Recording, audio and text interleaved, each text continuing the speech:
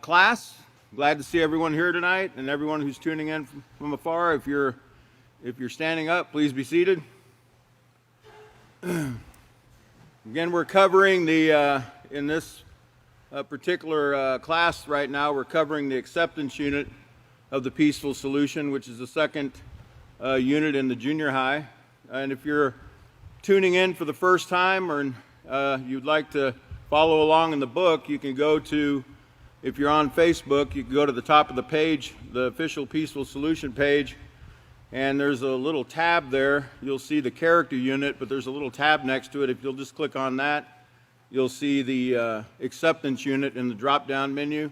Just click on there, and we're going to pick up where Chris left off last time on page 28. If everybody would open their books to page 28.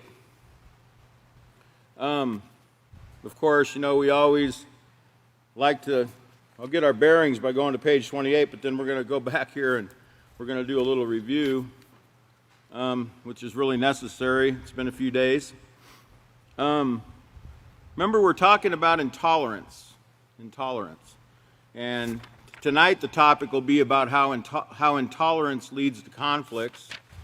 But before we go there, let's take a little journey back to page 3 of the acceptance unit here, just to refresh our mind about a little something about acceptance. Acceptance, at the very first paragraph there, as presented in this unit of the Peaceful Solution Character Education Program, means to willingly acknowledge the positive characteristics about yourself and others. Key point right there, and I'm hoping you already circled it, is positive characteristics, right? Positive characteristics about other people, not the negative characteristics. We don't want to promote those kind of things. We don't want to look up to or think that's something that we should acknowledge as something positive. Remember, if it's positive, it promotes moral values. It promotes values that don't bring harm to yourself, others, or the environment. So remember, willingly acknowledging the positive characteristics about yourself and others. Acceptance means understanding that there are aspects of our life that we can and cannot change. Okay? Having said that, now let's go to page 164 in the book here in the glossary, because I want to look up this word intolerance. Intolerance, on page 164, it says, unwilling to accept those who are different from you. Now get this. Here's a real eye-opener. Everyone's different than you. Look around you. Is there anybody here that's a carbon copy? No. So everyone's different than us, right? No matter what color you are, everyone's different than you. Okay? Nobody's the same. So that's the definition of intolerance, is unwilling to accept those who are different than you. Pretty soon, hopefully, what we're gonna end up learning how to do is to start being colorblind when it comes to people. Okay? It's really should not even be an issue in our mind. You know, not that we can't recognize that we have different shades or whatever, but when I mean colorblind, I mean we shouldn't be thinking somebody's lower than us or weird because they don't look like us, the same hair texture or skin shade, right? So now let's go to page 25, because I want to look at intolerance. Let's see. Page 25. Let's see. Okay. Because I want to see where intolerance actually begins. Where it actually begins. And then I'll take it even further back to where it actually begins. Okay? But in the second paragraph here where it says intolerance hurts, it says, an intolerant attitude starts when one judges others unworthy to live in peace and security because of superficial differences such as the color of their skin, their culture, or their beliefs. Now, I want you to circle a 3-letter word in that first sentence. One. One. One. Numero uno. Right? It says an intolerant attitude starts when one judges others unworthy. Do you realize that all of this division, one person can start it? One person.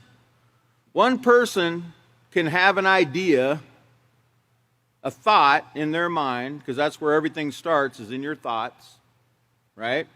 One person who doesn't follow the Peaceful Solution Character Education Program or hasn't been taught, in fairness to them, they get these ideas. They have these thoughts about other people. Different, people of different backgrounds, different religions, different skin shade, whatever it might be. And they start to form what's called an opinion. And as you know, I'm sure you've heard, opinions are like eyeballs, right? And everybody has at least one or two, right? All right? But is an opinion a fact? Yes or no? No, it's not a fact. It's an opinion. It's somebody's idea or somebody's ideology, okay? Doesn't make it right. It just means that one person believes that, but that one person can start a fire. Because that one person can share with somebody else their negative idea about other people. And then from there, it can become a forest fire, because that other person spreads it to somebody else. Hey, did you hear this about those people? Hey, did you hear this? And pretty soon, you know how the gossip mill goes. Pretty soon, the whole world knows about it. I'm always amazed, think about how fast words travel. Ideas travel across the earth. And now with Facebook, and this was before Facebook or MySpace or Twitter or any of these social media sites were even put up, or even, before the internet even came along. I remember hearing sayings, going to school, I would hear certain sayings, and it was like, I thought we were the only ones that heard that saying, and then I would turn on the TV, and there'd be other people talking about the same thing, and I'm like, how did they learn about that so quick? I'm up here in Alaska, and they're talking about it in California. Well, that's probably where it originated, in California or New York or one of them places, and then it just spread out from there, right? But ideas spread very quickly.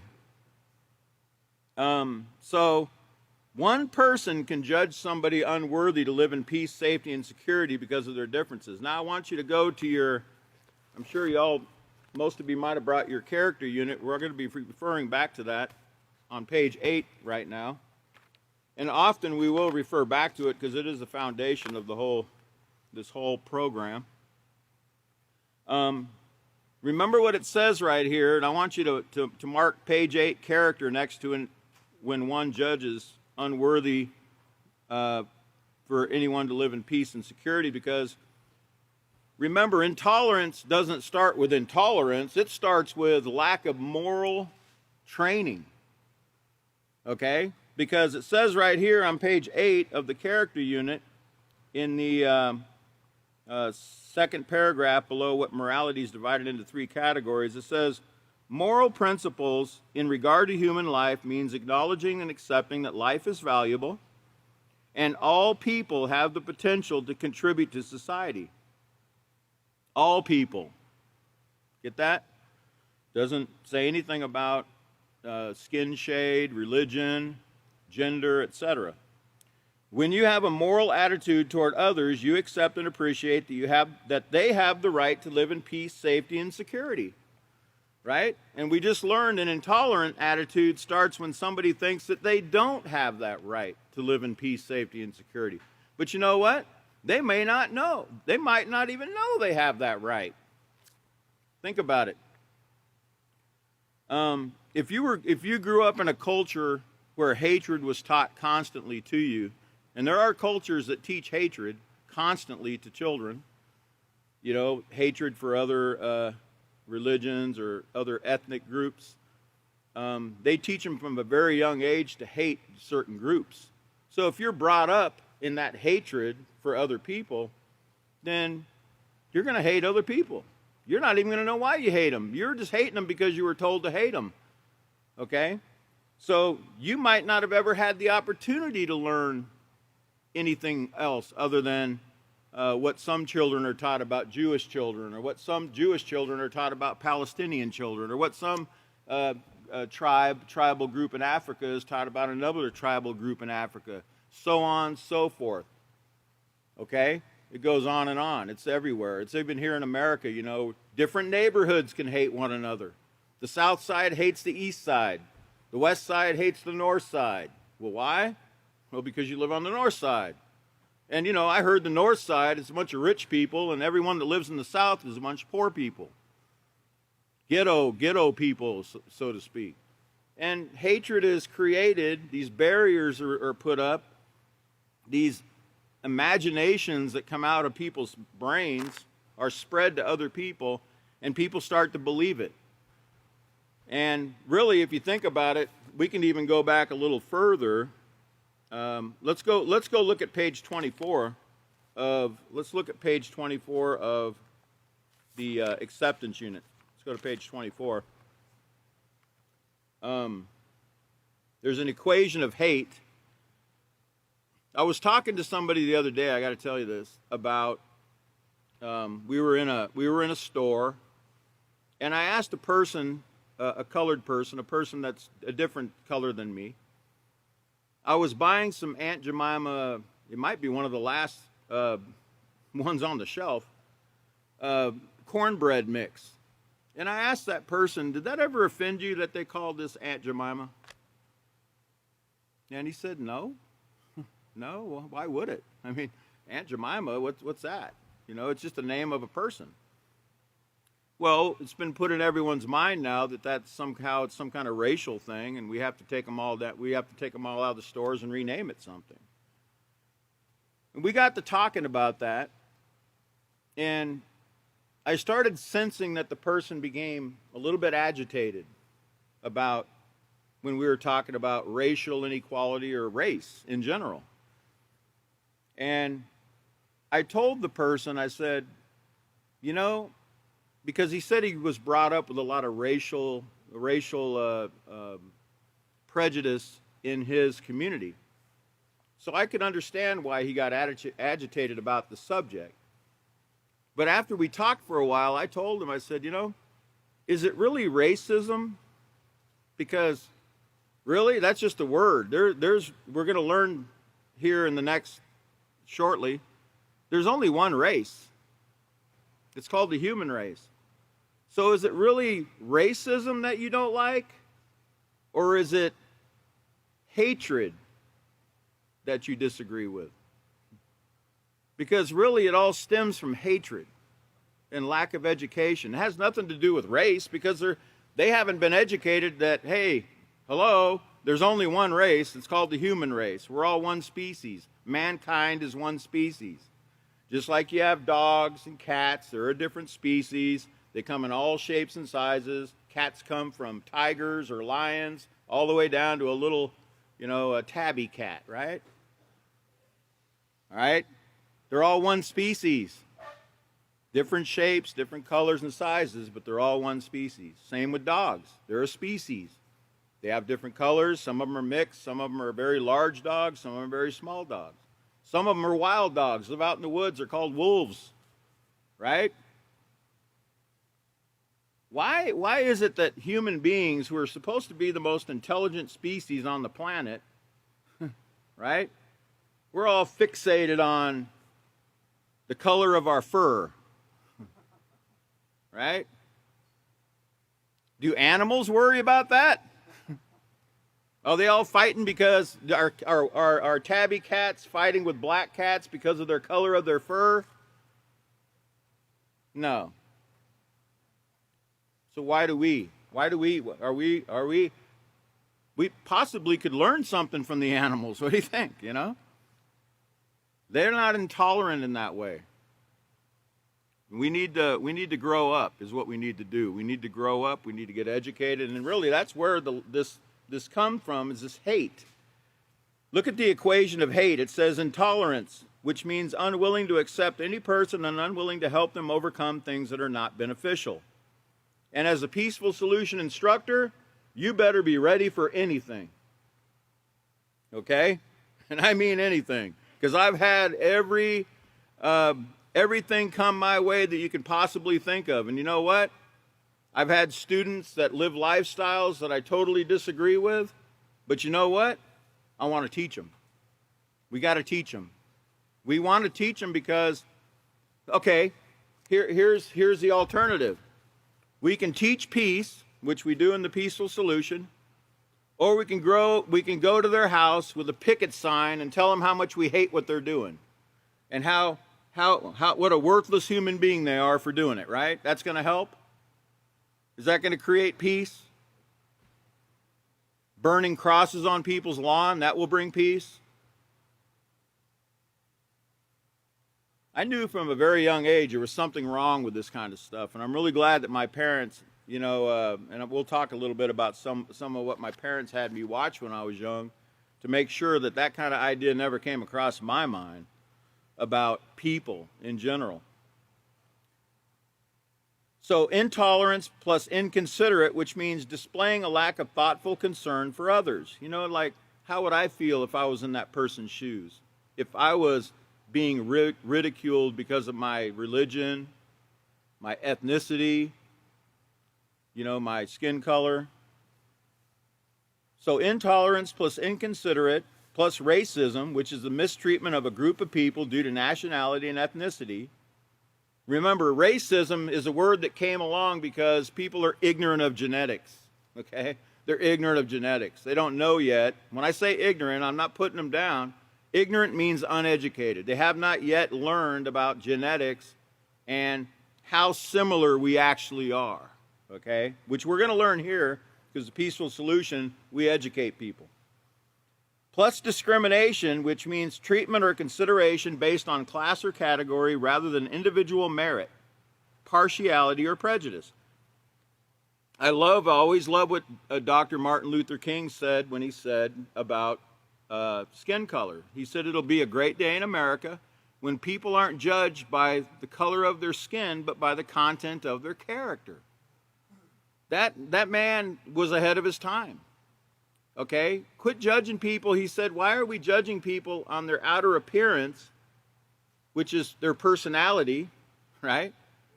Why aren't we making decisions based on how they behave toward others and themselves? That should be the number one thing. Not looking at somebody's differences in appearance. That just makes life interesting. So, equals hate. So intolerance, inconsiderate, plus racism, plus discrimination equals hate, which is an intense hostility and extreme dislike. Okay? And that's, it's like what Chris was saying the other night. I agree with him completely when he talked about hate crimes. It's always baffled me when they call things a hate crime, because I'm telling you right now, when I was a criminal and I was involved in criminal activity, when I was selling drugs to my neighbors and when I was breaking my neighbor's door in to steal their TV, I wasn't exactly loving them, was I? Was I loving them when I broke into their house and I stole the things that they worked hard for? Or was I actually hating my neighbor? So I'm not sure where we get this idea of what's called a hate crime. I think it's all hatred. It's all hatred because it injures people.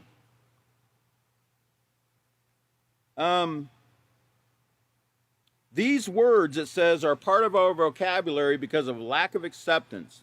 And you can write down next to it a lack of education, right?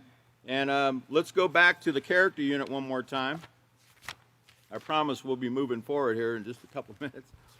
I just want to get these ideas in your mind before we advance. Look on page 14 of the character unit where it talks about the positive character traits. And the very top one is educated. Getting all the facts, getting all the true facts. Remember, making sure the facts are true, not false facts, because there are false facts. Go to any courtroom, you'll find out. Both sides are given their facts, but both sides can't be telling the truth in every case, right? So getting all the true facts and making sure they're correct before you make a decision. For example, your friend tells you that all white people like to rule the world. Well, you'd already been researching that, and you found out that no, not all white people want to rule the world. Okay? These are these things that are put in our head that are just totally like, they're generalizations, okay, is what they call them. Just generalizations. Like Chris was saying the other night, all blondes are dumb. All colored people like to play basketball. I've met some that don't play basketball at all. Okay? So these generalizations about people, that's people's ideas. Okay? All right, so now let's go to page, let's see, back into the page 27 of the acceptance unit where it says sticks and stones. I want to talk about that. Sticks and stones, I remember when we were young, we said that all the time when we were in grade school. When somebody would call us a name or do something to us like that, we would always say, sticks and stones will break my bones, but names will never hurt me. You know why we said that? We were taught to say that. Somebody else said it, and we learned it, and we said it. So tell somebody that. Somebody can say sticks and stones will break my bones, but names will never hurt me. And then you call them a name, and they're like, what'd you say? Right? They're ready to fight. But they just said sticks and stones will break my bones, but names will never hurt me. But you call them a name, or you call their mama a name, or their daddy a name, or something like that, and boy, they're up in arms. They're ready to go. Right? So it was a great idea, to try not to retaliate, thinking that way, like, all right, sticks and stones will break my bones, but names will never hurt me. But the truth is, name calling does hurt. And insults hurt people a lot. Words hurt worse than sticks and stones sometimes. And they damage people's mind and their heart. Okay? So where a black eye will heal and will go away eventually, words, they stick. Okay? So these little sayings, that's a myth. It's a rhyme used as a defense against name-calling and verbal bullying to try to avoid retaliation, but it's not true. It doesn't teach a child the truth regarding name-calling and how it hurts and how it can really do damage to people. Didn't you hear the other speakers, the other teachers talking about children that hung themselves because they were constantly harassed and bullied? It was just words, right? It was only words people used. That's not a big deal, is it? It's just words. Yeah, but those words led to those children getting tired of being tormented, and they didn't know what else to do. You know what? Not all of them killed themselves. Some of them took a gun to school.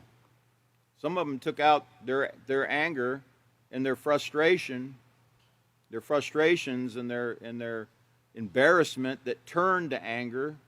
Right? Remember, anger is a secondary emotion, but it turned to anger, and then it turned to rage when they went to school with that gun.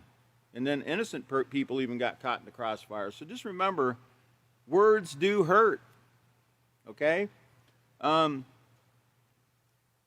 go to LP2D, back in the lesson plan here. Let's get going. We'll go forward here.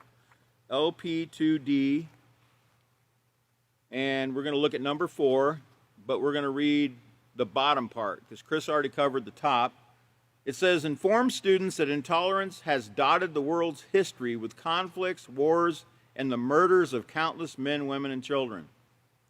Have students turn to page 28 in their handbooks and read the section entitled, Intolerance Leads to Conflicts.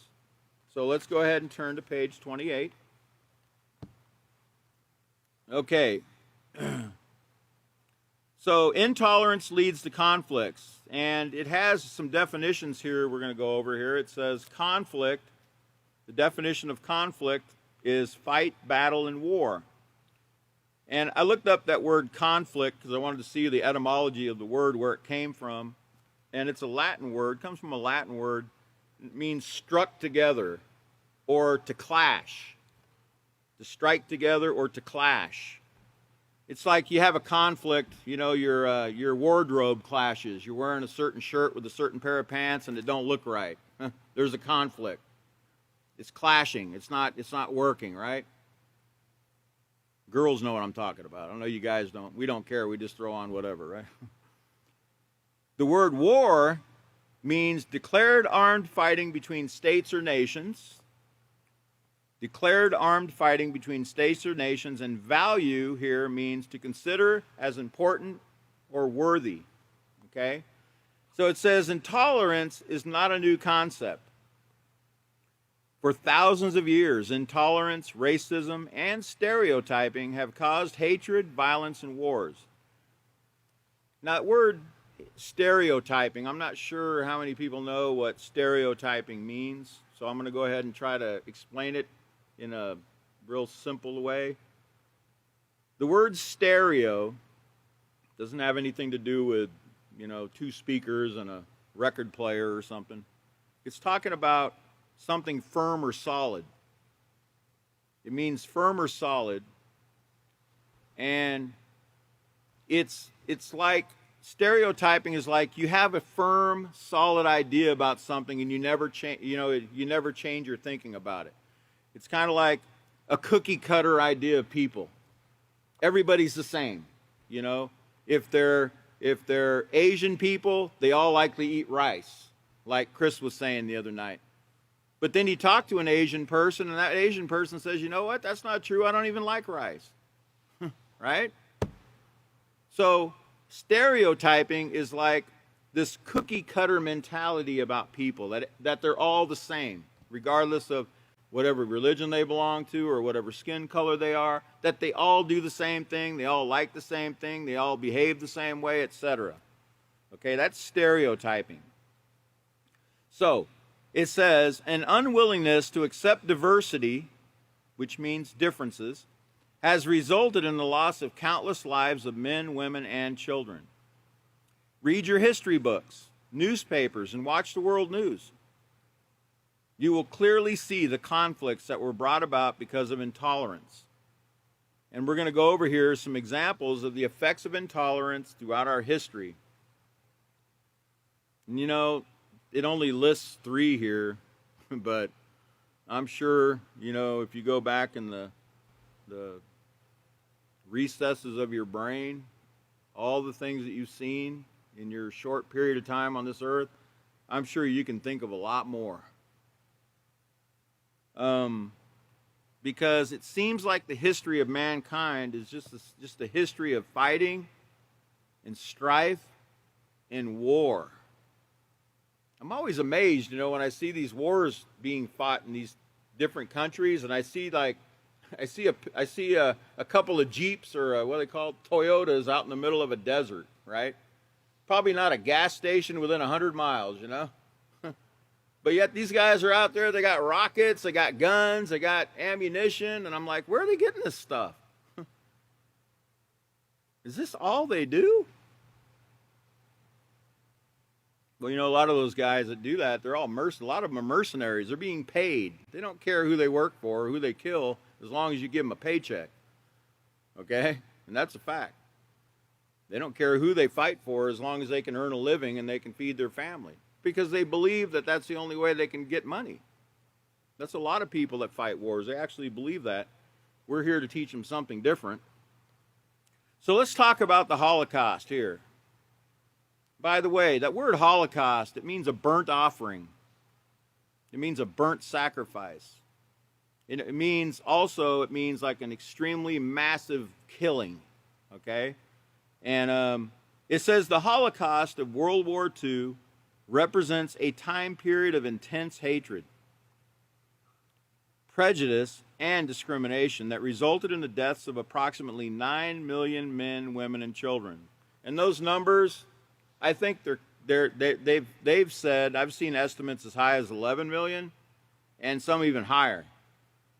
I don't think they really even can really possibly know an accurate number. I think it was probably a lot more than this.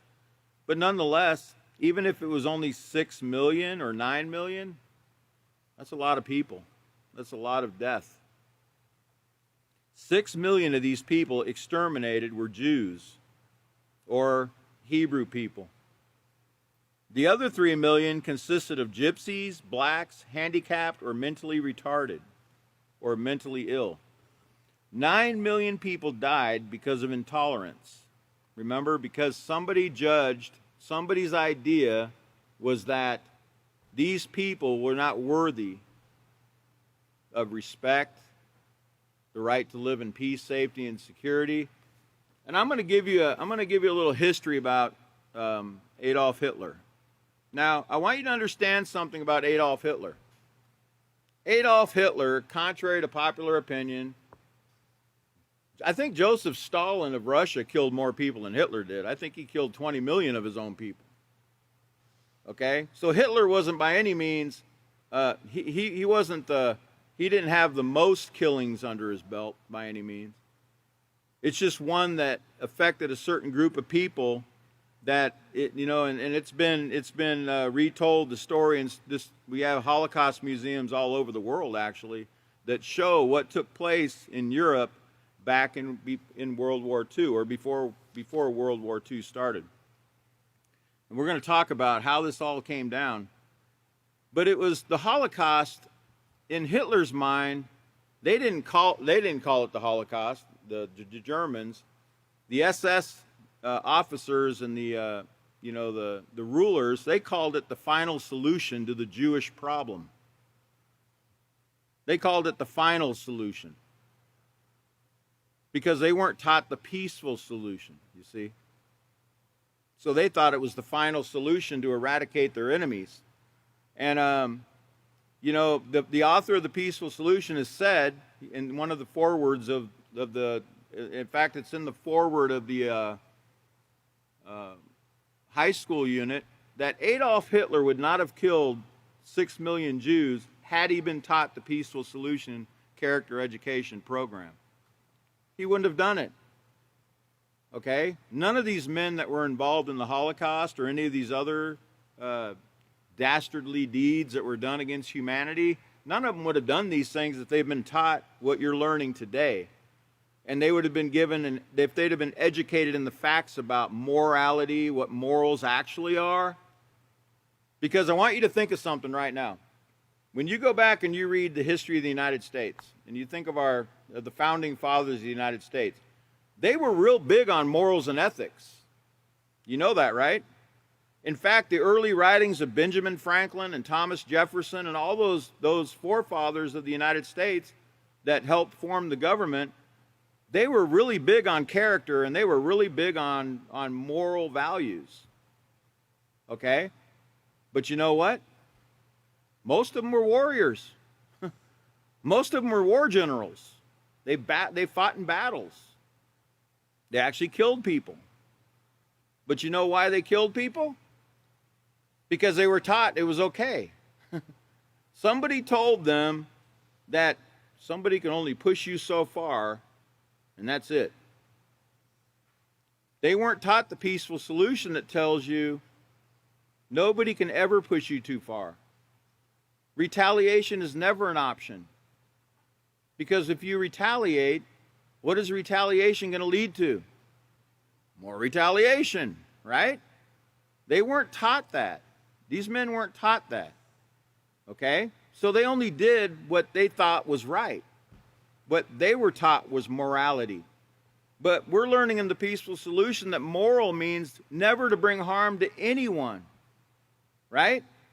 To anyone. To always value all life. You're not valuing life if you're taking life, right? So they weren't taught that. So in fairness to Adolf Hitler and Joseph Stalin and the rest of them, they weren't taught the peaceful solution. So they thought they had the final solution to the Jewish problem. And Hitler, they believed in the Aryan race, this Aryan race, which really was the term Aryan was actually originally had to do with languages and dialects in Europe. It had nothing to do with a race of people. It had zero to do with it. It was only about the study of the different dialects in Europe, the different languages. Somebody took that idea. Remember what I said about one person? One person took that term Aryan and they turned it into some kind of something that it wasn't. And they turned it into a race of people. And that's what occurred with the Nazi Party.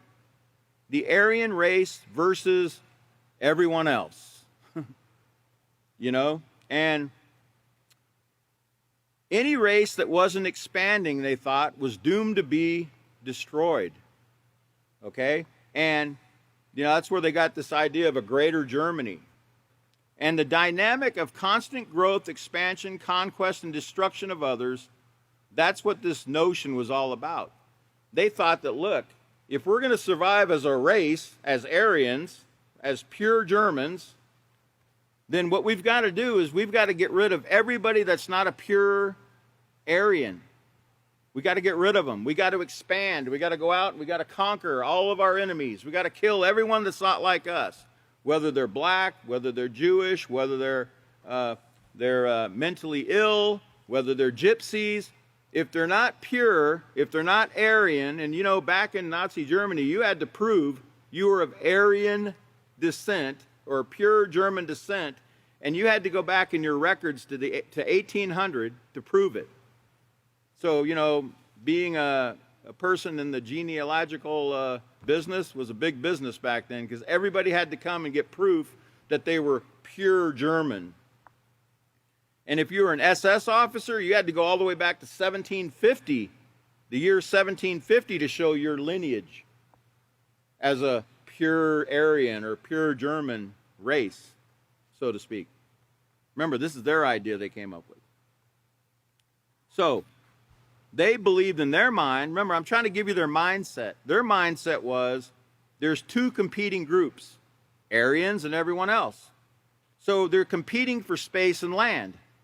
So they say, okay, we got to go and we got to take over this country over here because we need more land to raise our Aryan children, right? So we can go out and we can conquer some more people, right? It's kind of like the greedy farmer I heard about. You know the greedy farmer? You heard that one where the greedy farmer, he says, oh, no, I don't want everybody's. I just want my next door neighbor's farm, right?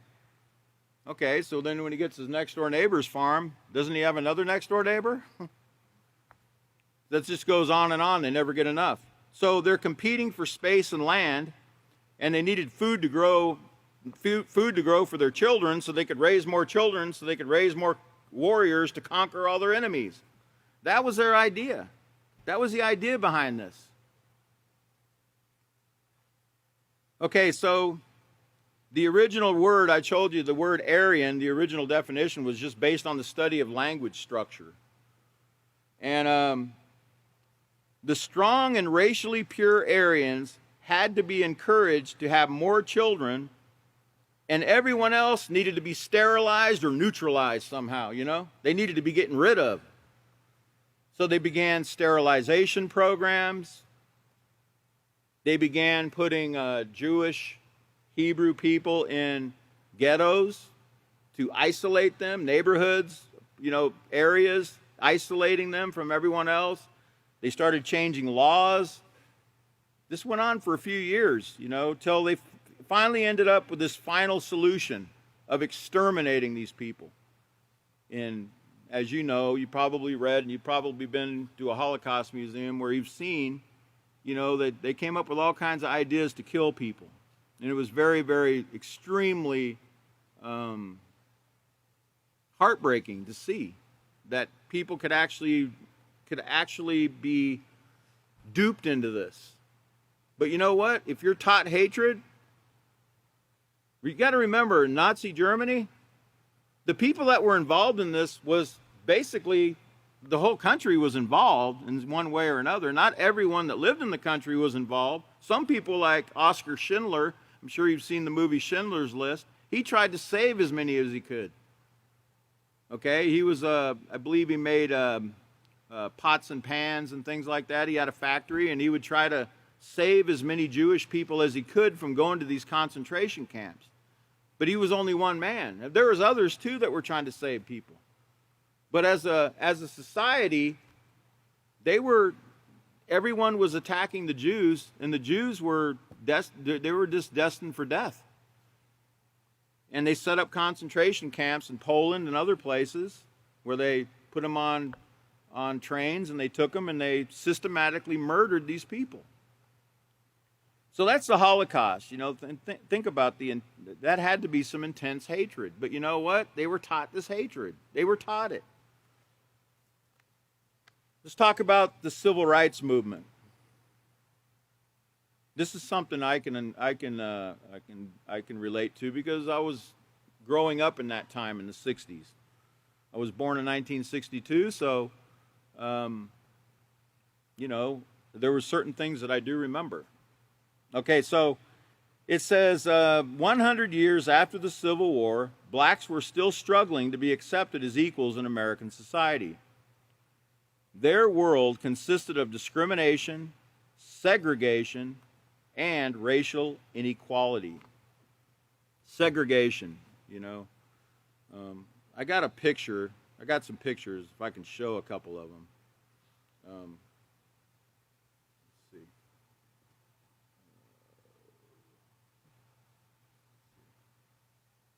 These are bathrooms. Okay, right, I think. Can you all see that? Can you see it okay? Okay. Those are bathrooms. This is back in the 50s. You see the one bathroom.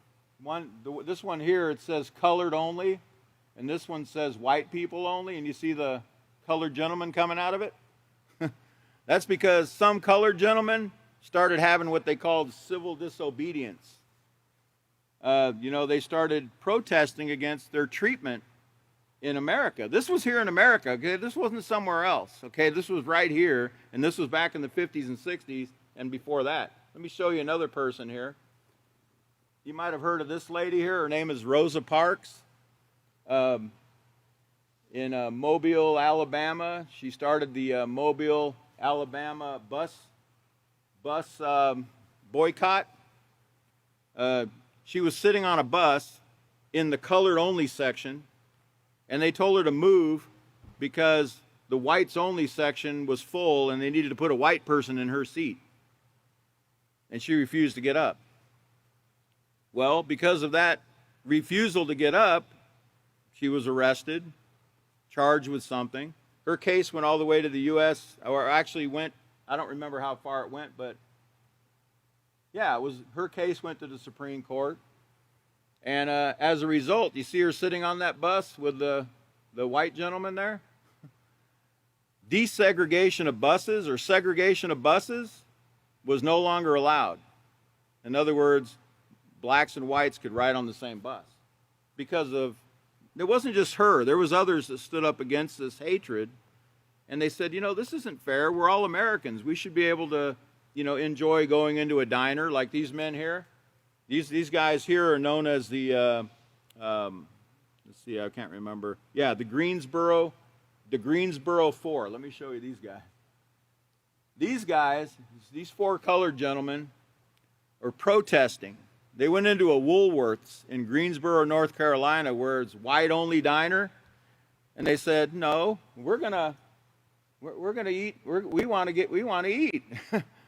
We're hungry too." And here's the thing. You know what they told the person that was serving the food? They asked to be served some food, and the person said, "Well, we don't serve colored people here. This is white only." And they said, "What do you mean you don't serve colored people?" They showed the receipts. They showed their receipts from shopping in Woolworths. They said, "You've been serving us. We've been buying stuff in the store. So why can't you serve us here in the diner?" Right? Well, those guys right there became pretty famous guys because of their refusal to go along with this hatred that was being shown right here in America. Let's see. I was going to tell you about Muhammad Ali. That was another thing. Muhammad Ali. I was watching an interview, Muhammad Ali. You guys know Muhammad Ali, okay? But this is before he was Muhammad Ali. He was Cassius Clay. And I used to really like him because I really loved his sense of humor, and he was just really a down-to-earth kind of guy, even though he was very famous. And he was also an activist. You know, he too faced racial discrimination his whole life.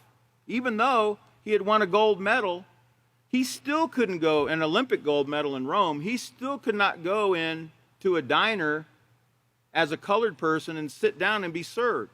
They would tell him, no, you can't eat here. You're a Negro. That's what they called him back then. You're a Negro. You can't eat here. So I'm watching this interview, and he's telling this story, and he's telling it just as calmly and coolly. And I thought, man, this guy is really something else. But he said he walked into a diner, and this is after he got back from winning his gold medal in Rome. And he asked for a cup of coffee and a hot dog. And the waitress looked at him and said, we don't serve Negroes. And he said, I was so mad. This is what he said. He said, I was so mad. I said, I don't eat them either. You get it? She said, we don't serve Negroes. He says, I don't eat them either. Just give me a cup of coffee and a hamburger then.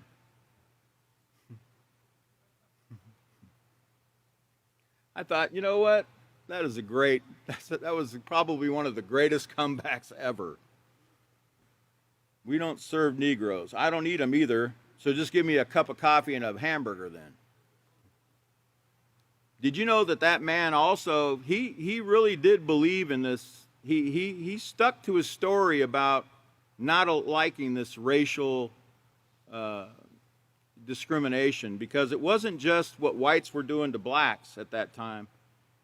If you remember, he refused to be drafted into the Vietnam War. In 1967, there was a war going on, the Vietnam conflict, and the Vietnam War, and he refused to sign up. And his statement was, quote, I ain't got no quarrel with those Viet Cong. I don't have no problem with them. Well, they took that as meaning, oh yeah, he doesn't have a problem with them, but he'd probably go fight against somebody else. No, he had a firmly held belief from before that war was wrong in any shape, any way, shape, or form. He had a firmly held belief that war should not be fought at all. Okay, and I believe he belonged to Nation of Islam. He was following some groups before this time when he was asked to join up, and they had a firmly held belief that that's not right. We shouldn't be doing that. They didn't know that he had that firmly held belief until a little later, but he refused to sign up for the war in 1967 to go to Vietnam. You know what they gave him for his refusal? 5 years in prison, a $10,000 fine, and banned from boxing for 3 years. Now, he remained out on bond during that appeal process. He never went to prison, but he was facing prison. This is how firmly this man believed that we should not be killing each other, okay? He wasn't going to go do that. He said, I have no quarrel with them. Well, his case finally made it up to the U.S. Supreme Court. And the only reason it did is because while in between the time that he refused to sign up in 1967 to about 1971 when his case was heard by the U.S. Supreme Court, he was winning some championships. And he became very famous, very famous. So now the Supreme Court was like, man, if we don't hear this case, they're going to wonder why we don't hear the case of Muhammad Ali. He's a famous guy. So they were kind of forced to have to hear his case. And here's probably something you didn't know about that case. He won his case. He won the case. He never went to prison. But the only reason he won, there was a 3-3 tie with the justices in the Supreme Court.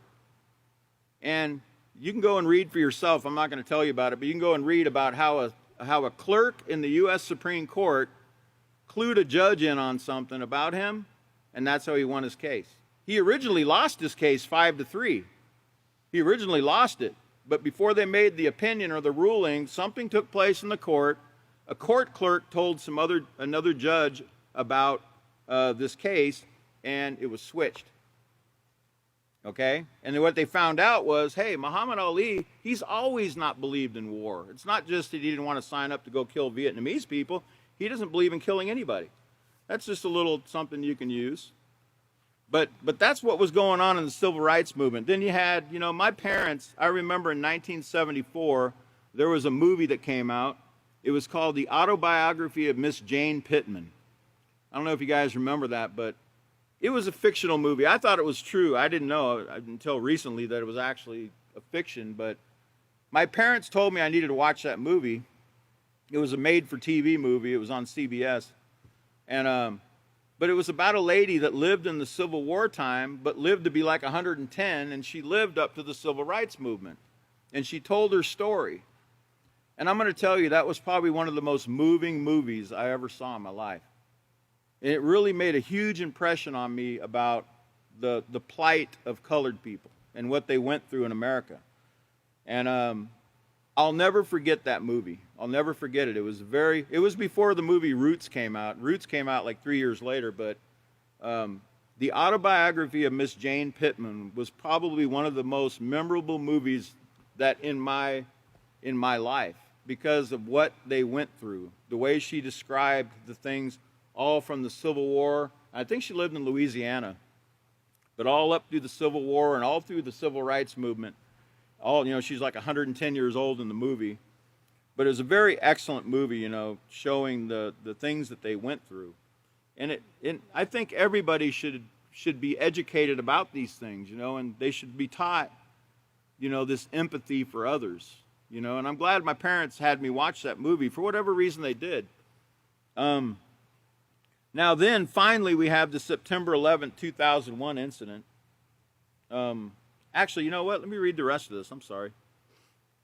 The Civil Rights Movement, it says, 100 years after the Civil War, blacks were still struggling to be accepted as equals in American society.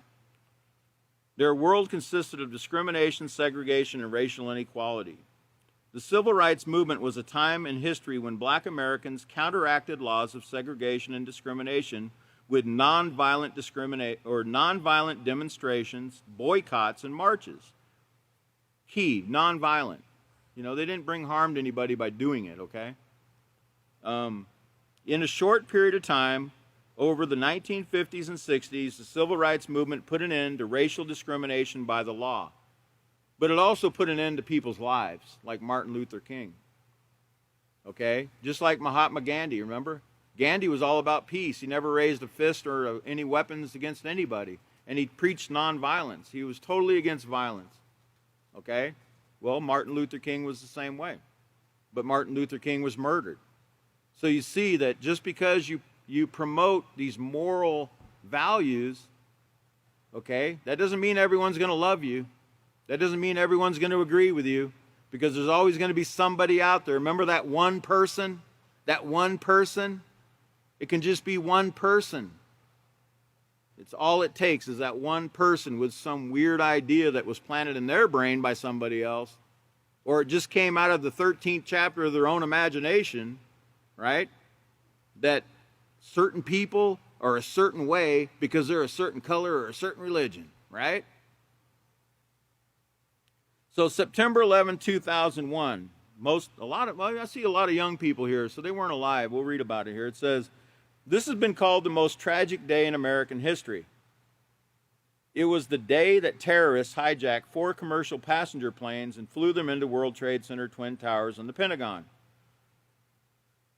You know, a lot of times when we think about 9/11, we tend to think of just the Twin Towers and Building 7, but we don't really think about Pennsylvania. We don't think about, the Pentagon and the other places that were involved. It says, the 4th plane crashed 80 miles southeast of Pittsburgh. Thousands of lives were destroyed that day. Notice they were destroyed. These lives were destroyed. Destroyed. You know, why? You know, what for? Because of someone's ideas. You know, someone started an idea about people. And actually, some people believe these ideas so much, you know, they're willing to strap bombs on themselves and walk into a restaurant or walk into a shopping place in like some of these Middle Eastern countries. You know, they'll walk into an area where they're selling food and there's lots of people gathered, and they'll have a And sometimes it's children that are sent in to do it. And they'll blow themselves up, these suicide bombings. They'll blow themselves up just to kill their enemies. Now, do you think a child that has a suicide belt on that walks in to kill a bunch of people, do you think they've ever had an opportunity to be taught moral character? It's obvious that they've been taught hatred, okay? If the adults are putting them up to doing these things. Okay, it says, those who died in the attack left behind loved ones who had to deal with the loss of parents, husbands, wives, and children. And not just that. After the 9/11 attack, we had troops that were sent into Afghanistan and Iraq and other places. And their parents, their families had to deal with the loss of their loved ones because of war, retaliation. It's heartbreaking to watch. I've seen some documentaries about the 9/11 event, and to see, they had all these pictures, when there was a lot of people who were missing for a long time because they hadn't found their bodies. Some of the bodies were actually never recovered. Okay? And they had pictures of their missing loved ones, and they were just crying, and, I don't know that you can imagine the pain and the agony that people were going through, just wondering, what if their loved one was still alive. And the horror that they felt, you have to put yourself on that day. Go back to that day, If you were there, if you got to see some of the up-close things, you were watching people jumping out of those buildings. They were so hot. The fires were so hot, there was people jumping out of the windows. They couldn't take it, the heat. They would rather die jumping out of a window than being burned to death. Think about the horror. I heard some of the phone calls that were made, the 9/11 phone calls. Yes, sir, we're going to get the fire department's on their way up. And he's like, I'm burning up. And you could hear the horror in him. And the lady, all she could do was just try to calm him down and tell him that the fire department was on their way, knowing that this man was getting ready to die. Okay, it was horrible. Horrible to hear these things. It's horrible. And if you have a heart, if you have any kind of heart, you would make you cry. You would feel like you were there yourself, and that was your own loved one. And we should feel that way. We should empathize with people that are in these situations. So it says, racially singling out those who are Arab or Muslim and blaming them for this tragedy is yet one more example of the danger of stereotyping and intolerance. Remember, after 9/11, that's exactly what they did. They started blaming all the Muslims and blaming all the Arabs for this. If you were an Arab, you were under suspicion. If you wore a hijab, you were under suspicion. You must be up to something. You probably got a bomb underneath your dress if you're a woman. That's the way people were thinking. Blaming an entire nation or religion for the actions of a few will not bring back those who died on September 11th, will it? And how's that retaliation working out for us? How's that $11 trillion we've spent in these wars working out? They just pulled out of Afghanistan. I think they just pulled out of a bunch of troops out of Afghanistan finally, and they're like, the country's taken over by the Taliban again, the very people that they went to war against. So how did that work out? Retaliation worked out?